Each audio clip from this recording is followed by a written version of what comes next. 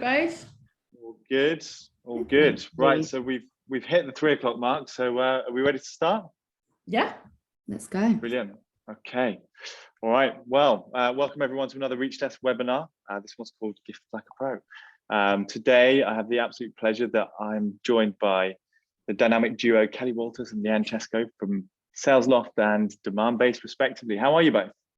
Yeah, good. Thank you. Happy to be here. Excited to chat things all gifting. Yeah, thanks for having me. Yeah, it's an exciting topic and one that's close to my heart. So I think it's going to be a good session. Good stuff. Cool. All right, let's crack on. But before we do, I'm not going to introduce you both. Can you please, for everyone watching and everyone watching the recorded version, please introduce yourselves? That'd be great. Kelly, do you want to kick us off? Yeah, sure. I was kind of waiting to know who to jump in first. So I'm Kelly Walters. I am the Senior Marketing Manager here at SalesLoft. I basically am in charge of all things demand gen for the EMEA team at SalesLoft. And it's just been a pleasure to see it grow so much. If you don't know SalesLoft already, we're basically the only complete sales engagement platform that contains all things cadencing and opportunity management and conversation intelligence all rolled into one really cool sales platform that's great to use as a marketer and a salesperson. Nice. Thank you, Kelly. And Leanne, over to you.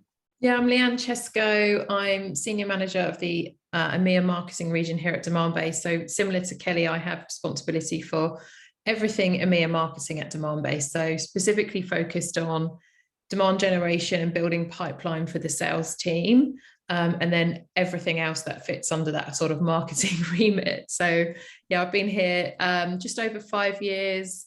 And Demandbase, for those of you that don't know, so we are an account-based go-to-market platform for sales and marketing teams. So helping companies to identify who are the right accounts to target based on in-market buying signals, so things like intent data, helping you engage those accounts through things like advertising and personalization, and just bringing all of that account intelligence sort of within the platform so you know who the right accounts are to target and what messaging you should use throughout those different stages of the buyer journey. Nice. Thank you both. Two powerhouses from two incredible technologies out there that it's just maximizing the go-to-market movement for so many businesses out there, particularly in this funny old time we're in.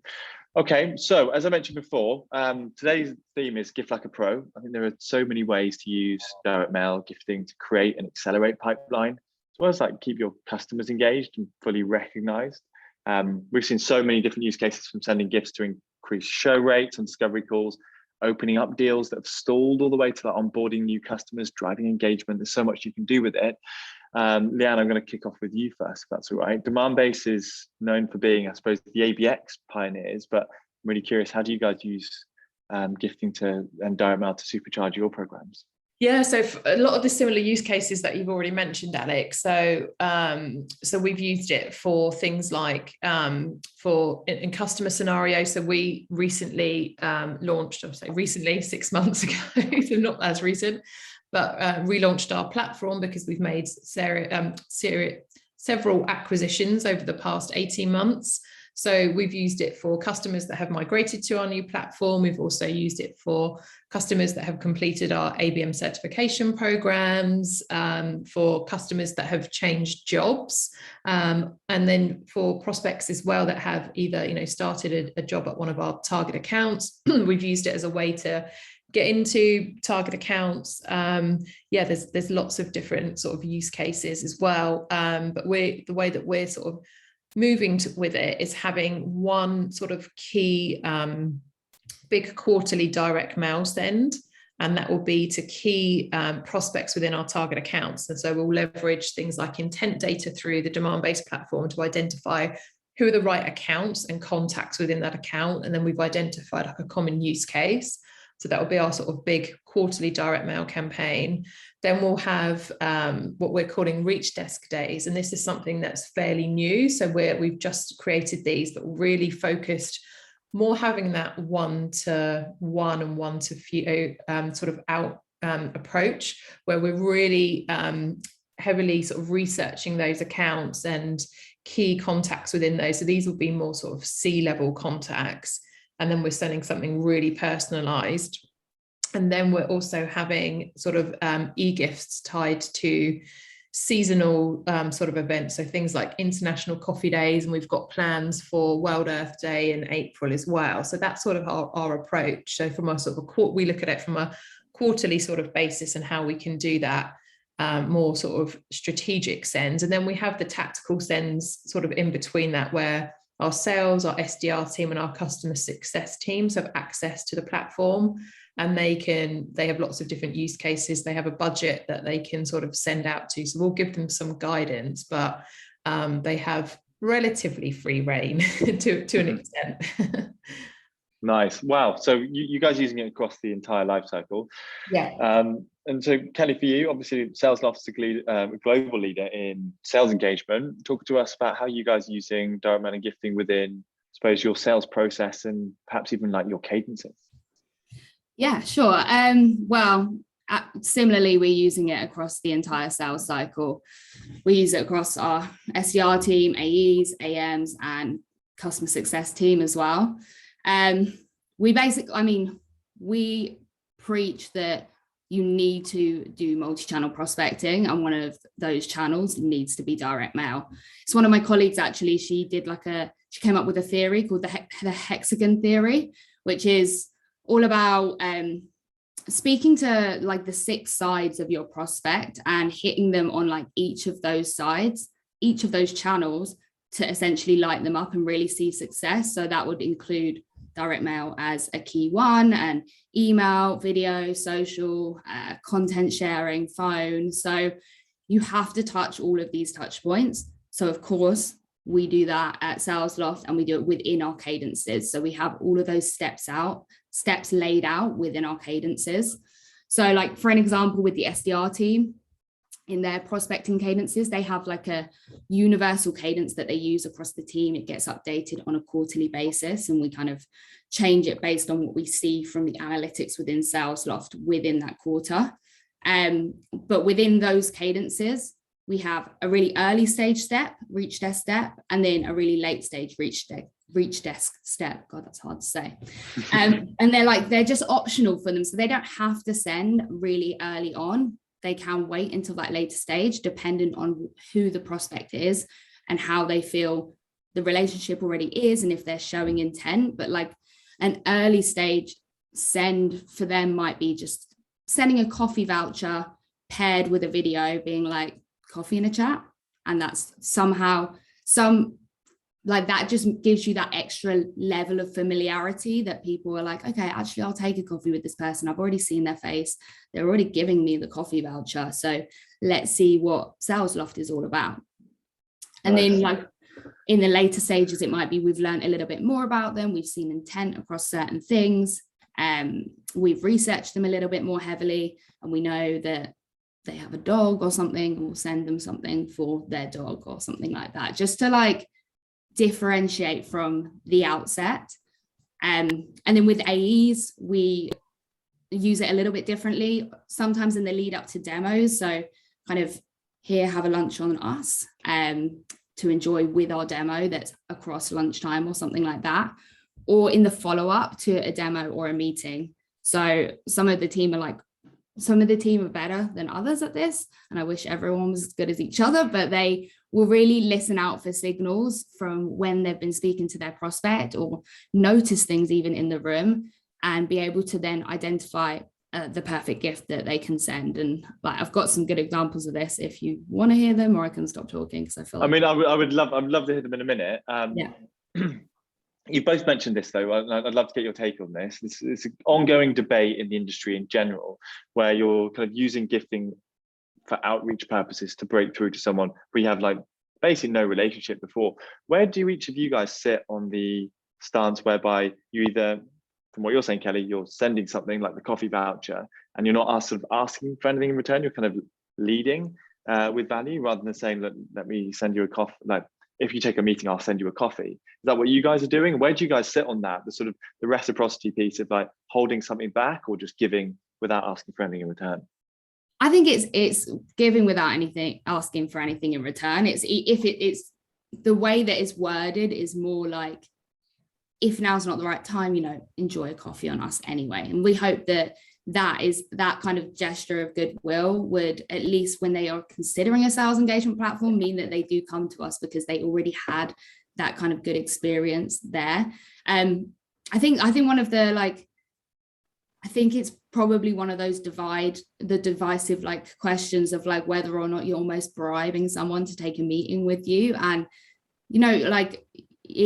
that was an initial concern for me. I was like, how do we do this really well and make sure that we tailor our messaging really well to make sure that people don't think we're saying here's a 50 quid voucher, or here's a £10 voucher, or whatever, whoever it's for and whatever it may be for, just for a meeting. It's not necessarily about that. And do you know what, what probably one of the more surprising things is we've never had anyone say anything cut back to us saying that this is weird that you do this.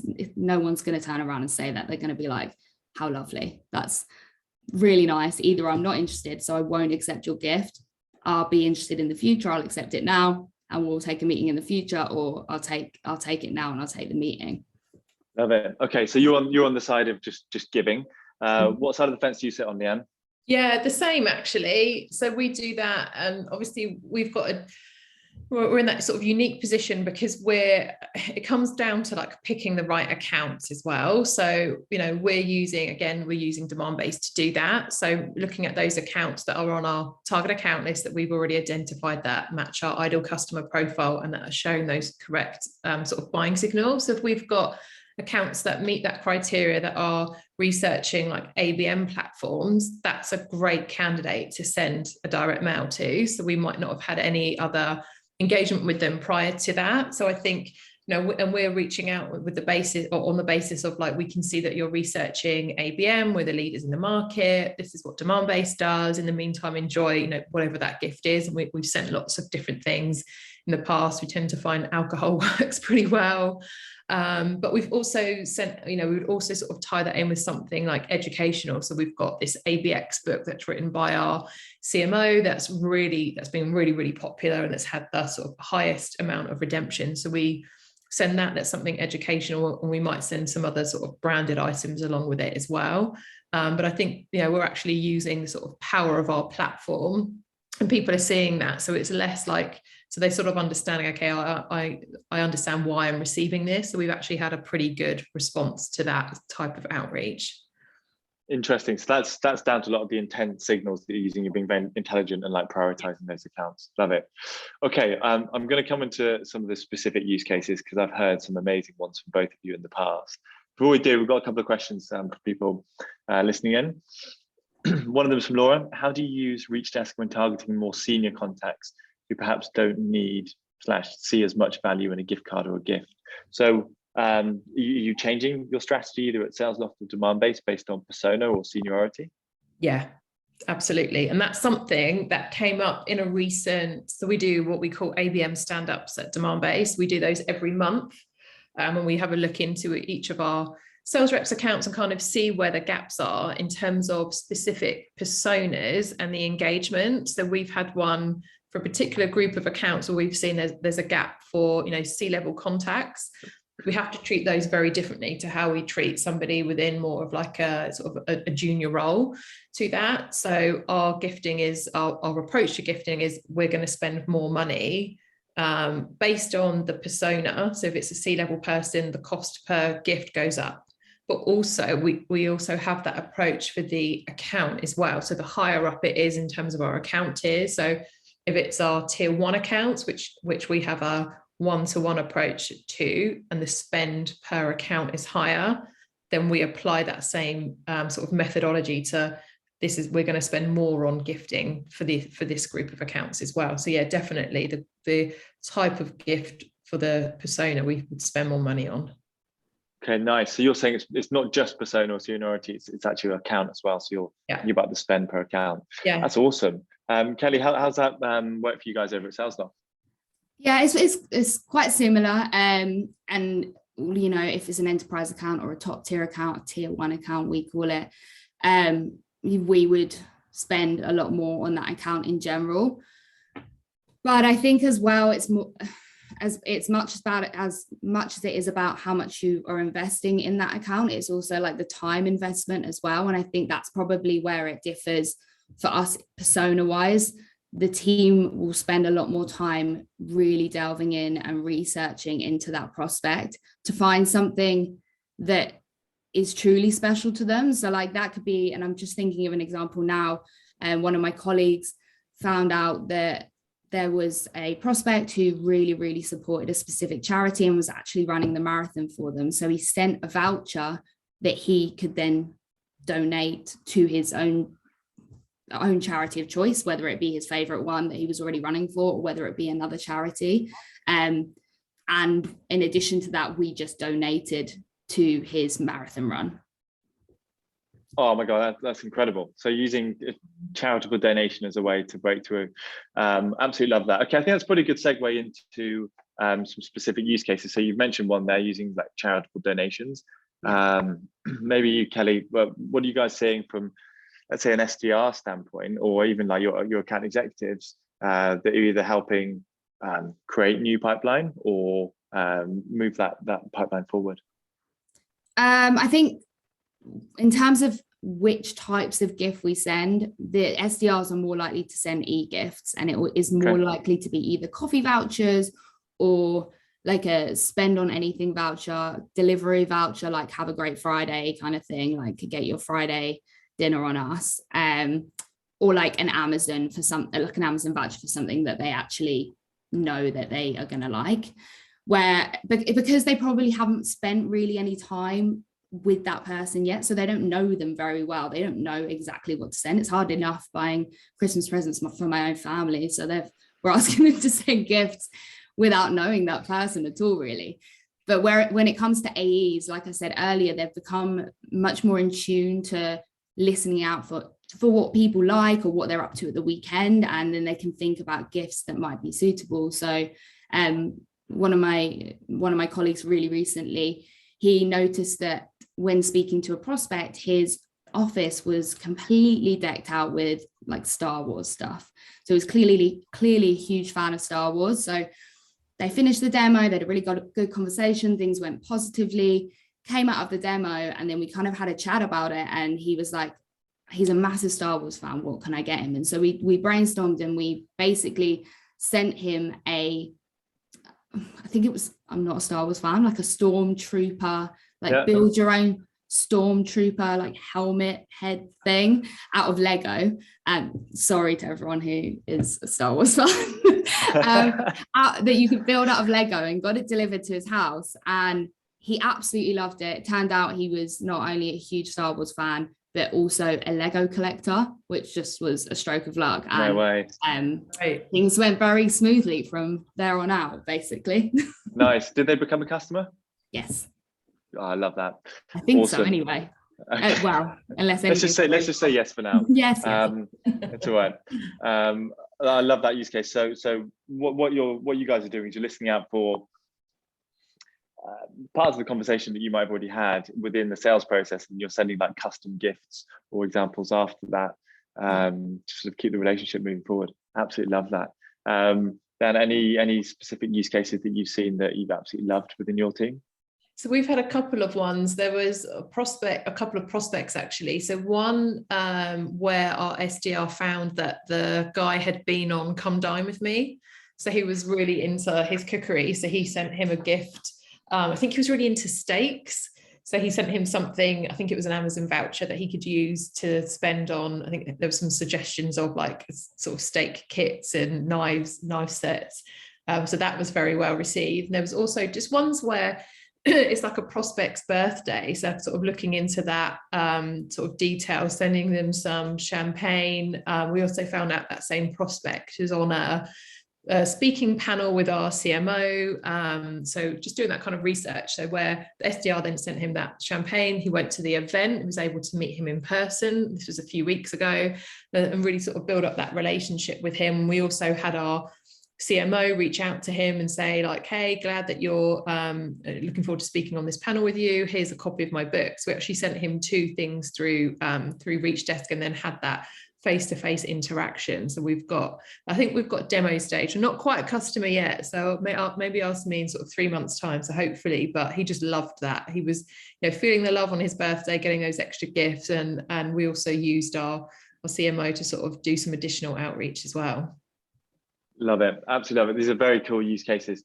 Okay, nice. So we've got a couple of questions I just want to get through just whilst we go through it. Nick's asked, how do you approach resistance to gifting within your teams? So I think what we've seen is that sometimes when you introduce any tool, some people will not want to adopt it, some will. It's often with sales, perhaps. I'm a salesperson, so I'm allowed to say that.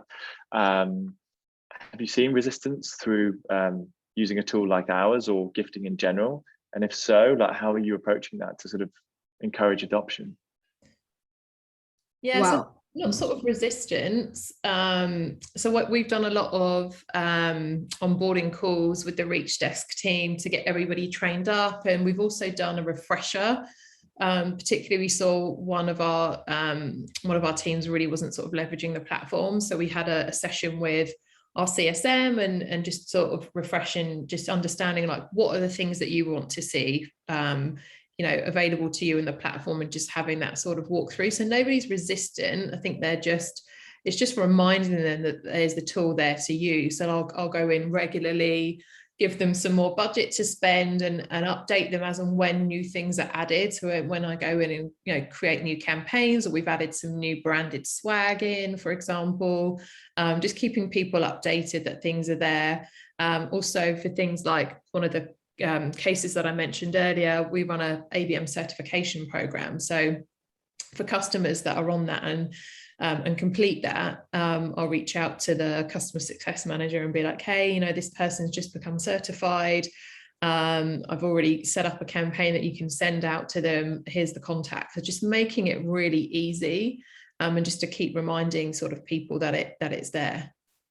Nice. So you're making sure you're tying the specific use case and then saying this is when you should be using it, and pushing that reminder. Nice.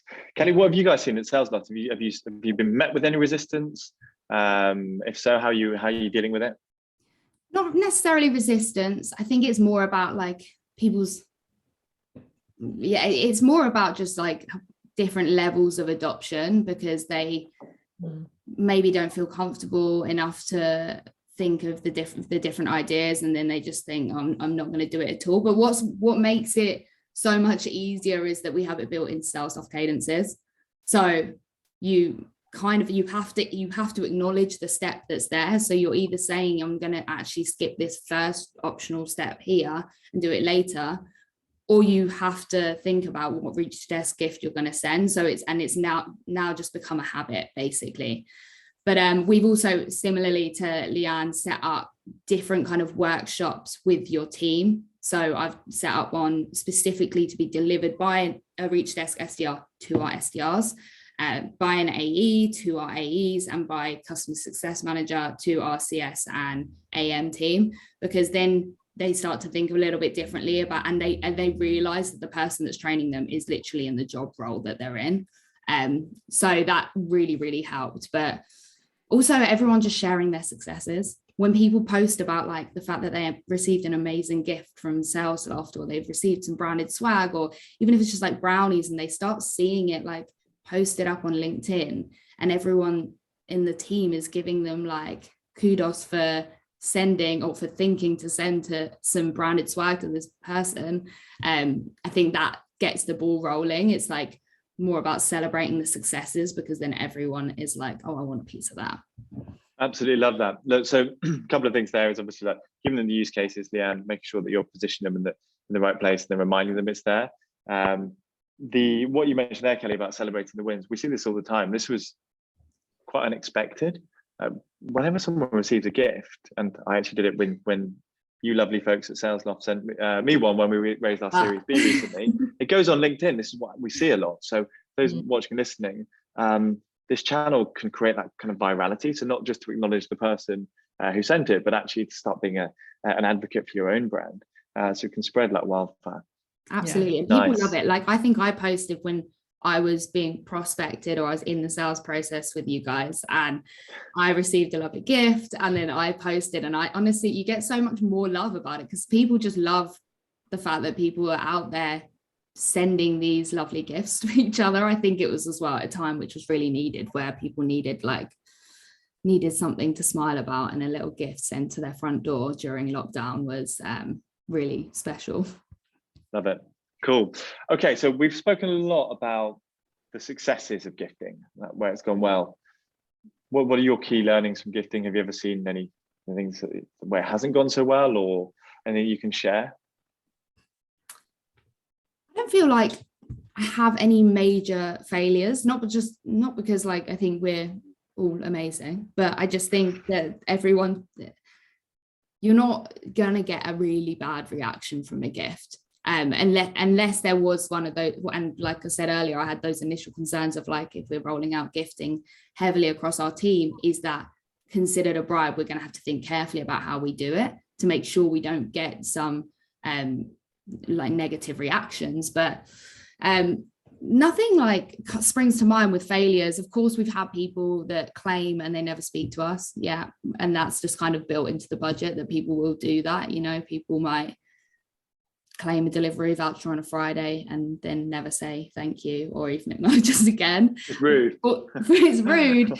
Fortunately, it's rare, but it does happen. We've even had that happen with like a charity voucher before, no response, and which was madness. But so I guess no real failures actually, but like learnings, I just think in terms of learnings, I think one of the main things is like listening for those signals. Like that is becoming so much more important, because the gifts that are really tailored and really special like that accelerate pipeline so quickly, and actually sometimes result in much bigger deals as well. So they're just so impactful. Yeah, we haven't had any sort of major failures either, actually, but just more learnings. It's things like it's more on like the e-gifting sort of side, is not seeing as higher maybe a redemption rate as what we would have liked. So one of the things that we have recently changed, so we're actually orchestrating this process. We've been working really closely with some of the Reach Desk folks. I'm going to give a shout out to Jenny and Ed, because they've been really great in helping us get this set up. But we're actually tying it in based on engagement criteria, and we want to sort of really scale out the e-gifting. So for when contacts within our target accounts hit a certain level of engagement, so we're testing it out, and we're just launching this now to accounts or contacts within accounts that hit a certain amount of engagement minutes within a 1 month period, and contacts that have hit or not hit, that have visited a high value web page. So for us, that would be like our product pages, our demo pages, or that have viewed an on-demand demo, and we're sending them a gift. So we've got that, it's orchestrated, it's automated to send to those accounts. And we're doing that through eGift. So we're using Amazon gift cards for the UK, Europe, and then some equivalent to Amazon within India and within like some of the Nordic countries. So yeah, I think based on that sort of engagement criteria, and the messaging is very much like, thanks for spending some time with us recently. Here's something for you. So that's definitely a learning in terms of, this is where we want to scale efforts, because where we were seeing the redemption, we're getting really good, some good sort of influence pipeline from that. And actually the cost was pretty low. So we're like, actually, we really want to scale this out. So yeah, orchestration is one way that we've done that. I think I've got a bad experience, but it's not using Reach Desk. This is in my early days it's a direct mail experience. My early days of joining Demandbase, where we used to do account drops, and that would be, you'd literally have some like cupcakes or brownies, and you would turn up to an account. So there would be some sort of heads up to the contacts beforehand, but you would just show up to their office when people were in offices, and you could actually go and do that. And that was met with some sort of strange reactions, because people were like, why are you here? You don't have a meeting. And they would take the gifts, but they were just sort of very confused as to sort of why we were there. So that we used to call them account drops. It worked really well for the US team. And at the time when they were doing them, they would be invited into a marketing team meeting. that never happened for us here, and it was quite it's quite toe curling when I think about it, actually, going back to those days. So that's my sort of bad experience, but it's not using ReachDesk. So the account drops didn't work for us. I have Okay. similar experience. I laugh because I'm like, I relate to it so much. Just Can you imagine doing this traipsing around in London this day like and with age? these boxes. Yeah, it was. Yeah. Gosh, I think that's pretty unheard of right now, seeing as the world we're in. But I've been there myself. I used to do it as well. I used to get around. I used to call it door knocking, and we'd bring gifts with us, and didn't work as well in the UK as I'd hoped. But we live and learn. Yeah. Nice. So I think Laura's posted something in the chat saying essentially what you're describing before, Leanne, was actually around like doing lead scoring, although I don't use the term lead, account scoring for engagement, and then gifting them. Is that right? That's exactly it. Yeah, it's applying that lead scoring methodology, but at an account level. Nice. Yeah. Very cool. Okay. All right. We're coming up for time.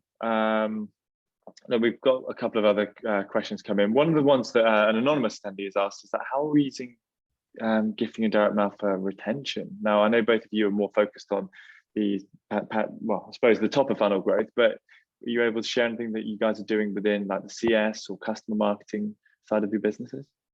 Yeah, so we're using ReachDesk in a similar way. I've had a couple of requests this week, actually, sent out some stuff yesterday to a couple of accounts that are coming up for renewal. So we absolutely do, send champagne in this case. Again, alcohol seems to work really well.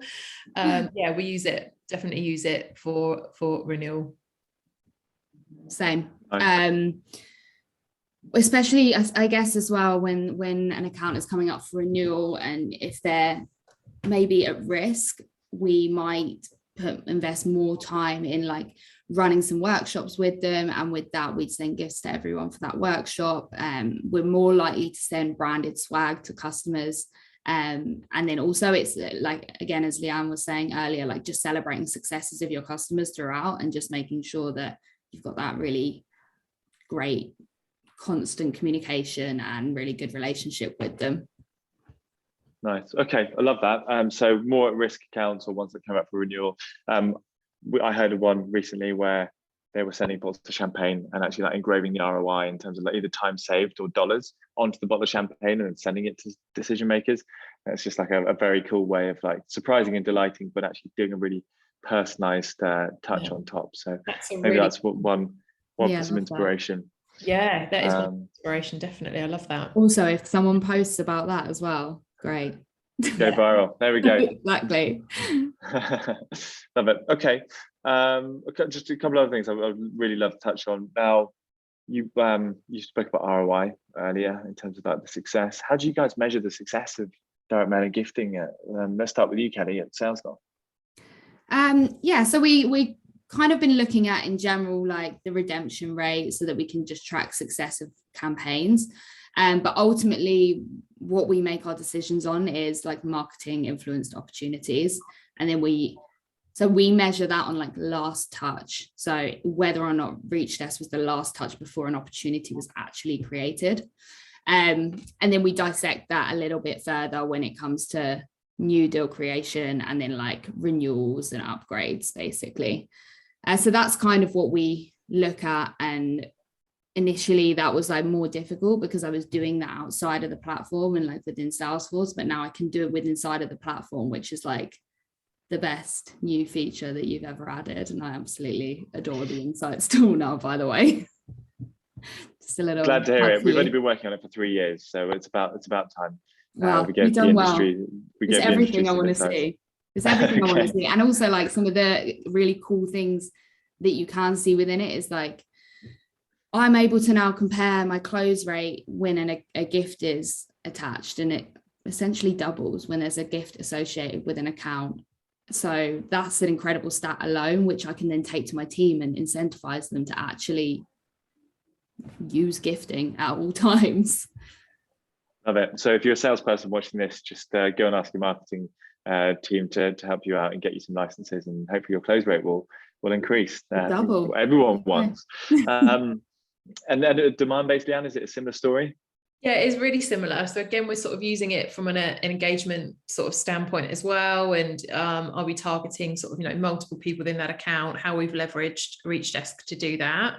And again, on, you know, have those gifts been redeemed, and then through to things like how much is the you know, what we're spending that's been redeemed, and how is that then gone into pipelines. But we don't look at it from a last touch. We use a multi-touch attribution model. So we want to see for every dollar that we've spent on any particular program, at least sort of a 5 times sort of ROI on that. And that's the metric that we use to determine whether a program's a sort of good success for us, and whether we want to sort of invest in it more. And we've definitely seen with the channels that we're using through ReachDesk, with the redemptions that we get, you know, we want to just scale up, hence doing this whole sort of orchestration campaign for this sort of based on engagement criteria. So yeah, we're definitely seeing a really good sort of impacts in gifting and how that's impacting our pipeline for sure.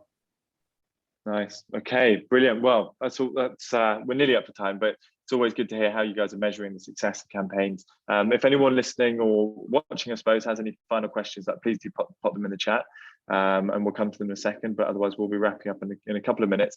Final question to you, and Kelly, if you wouldn't mind kick us off. What are you excited to try next in your gifting strategy? God, there's so much I could do. This is the thing, like, and I think Leanne's quite similar in the sense that we own so much. We have to do so many different things for our teams that it's hard to say that you're perfect at any one thing. And I've got so much I wish I could do within ReachDesk. So triggered campaigns, actually using the Marketo integration, and just actually in general better enabling the team by like building more seasonal templates and things like that. Like I feel like I could definitely increase adoption by just putting in some more seasonal campaigns and saying like, right, we're going to do a spiff around this, guys, and we're going to do like a ReachDesk day, like Leanne said earlier. Take that. So there's a lot that I'd love to do. I really have only just scratched the surface, I think, and I'm a year in. So we've seen such success already. I know that if I could spend a little bit more time and get my head down on it, I could build some really great campaigns. Nice, awesome. Dan, how about you? What are you excited about next in gifting and direct mail? Similar to Kelly, really, we feel like we're scratching the surface. So I've got a new member of my team who's going to be responsible for our sort of ReachDesk strategy going forward. But these ReachDesk days are something that are really new. So excited to do more of those and really sort of dig into more highly sort of personalized and targeted gifting for those sort of more senior level contacts as well. And then just getting more creative with what we're sending out in campaigns and tying it into some like seasonal time of year and all that kind of stuff. So yeah, I think again, just scratching the surface. We're about 6 or 7 months in. So yeah, just looking for new and creative ideas and more things to send out. Lovely stuff. Well, hopefully we can help you with all of that. I never thought I'd hear the words ReachDesk Day. So maybe that should be an annual thing that we do for everyone. Holiday. That's on me to kick that off. Oh, we can just have a holiday. But yeah, look, I think it's awesome. Thank you so much for taking the time today. If there's no other questions or anything from the audience, we'll wrap it up there. The good news is, I think someone's just said they want to check out Demandbase, but for everyone watching, I've just said, check out Demandbase and SalesLoft. They're both incredible tools that are helping, I said, go-to-market teams all the way from marketing to SDRs to like sales to CS across both of them. But yeah, Laura, it looks like Kelly, looks like Laura wants to check out SalesLoft as well. So, great to hear. Both incredible suppliers. We're very pleased to be partnering with both of you. Kelly, Leanne, thank you so much for your time today and for sharing these insights. And of course, we will be sending you both something on ReachDesk to thank you for your time. Cool. Thanks a lot, everyone. Thanks for everyone for watching, and we'll speak to you all soon. Thank you. Thank you. Bye, guys. Bye.